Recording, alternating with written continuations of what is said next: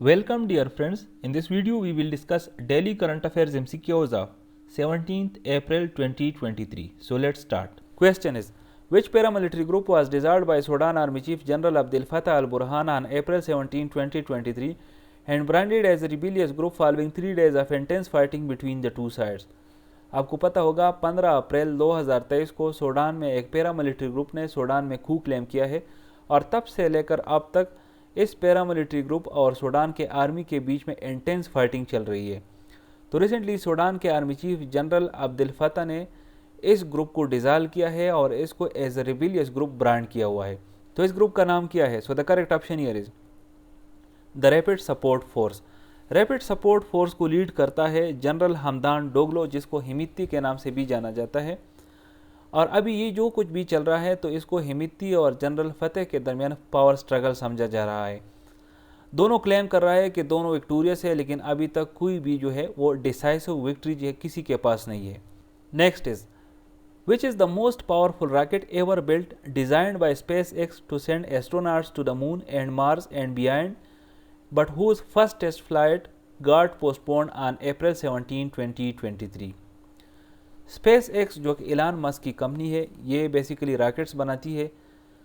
इस कंपनी ने एक रॉकेट बनाया है जिसके बारे में कहा जाता है कि अभी तक का ये सबसे पावरफुल रॉकेट है।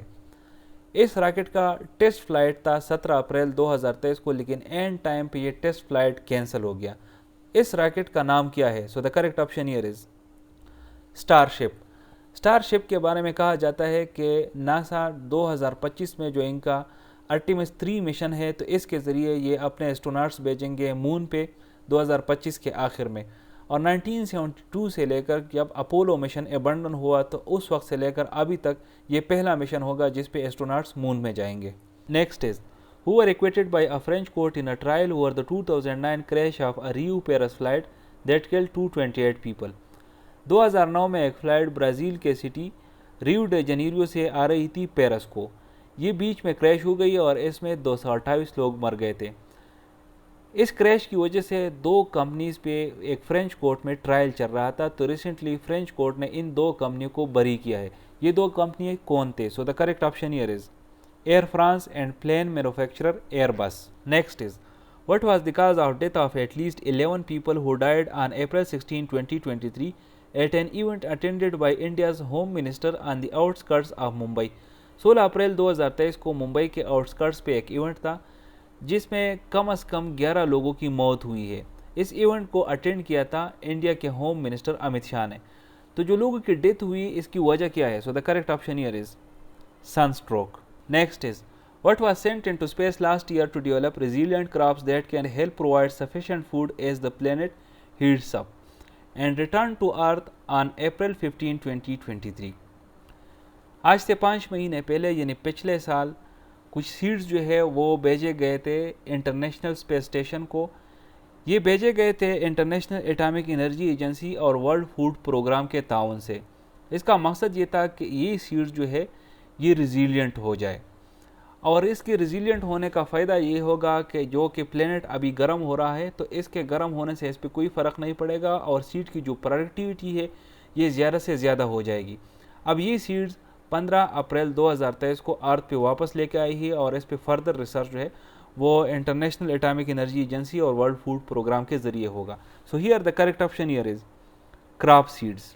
Next is, who was sentenced to a quarter of a century in jail by a Moscow court on April 17, 2023 after being found guilty of treason, making it the harshest sentence of its kind since Russia invaded Ukraine, and is known for being an outspoken critic of the Kremlin। 17 अप्रैल 2023 को Russia के court ने एक बंदे को 25 साल की कैद की सज़ा सुनाई है और इस पे ट्रेजन के चार्जेस लगाए हैं। ये बंदा बेसिकली रशिया की जो इन्वेजन है यूक्रेन की, इसका बहुत खिलाफ था और क्रेमलिन पे बार बार तनकीद करता रहा, तो इसी वजह से इसको 25 साल की कैद की सज़ा सुनाई गई है। तो इस बंदे का नाम क्या है? The correct option here is Vladimir Kara Murza. Next is, which country has sentenced 10 members of its armed forces to prison after finding them guilty of involvement in the downing of a Ukrainian airliner? किस मुल्क ने अपने armed forces के 10 बंदों को कैद की सज़ा सुनाई है और इसकी वजह यह है कि इन बंदों की इन्वॉल्वमेंट पाई गई है एक यूक्रेनियन जहाज़ को गिराने में। सो the correct option here is Iran. असल में हुआ क्या था कि जनवरी 2020 में एक जहाज़ उड़ान भरता है जिसका नाम है PS-752। ये एक यूक्रेनी जहाज़ है।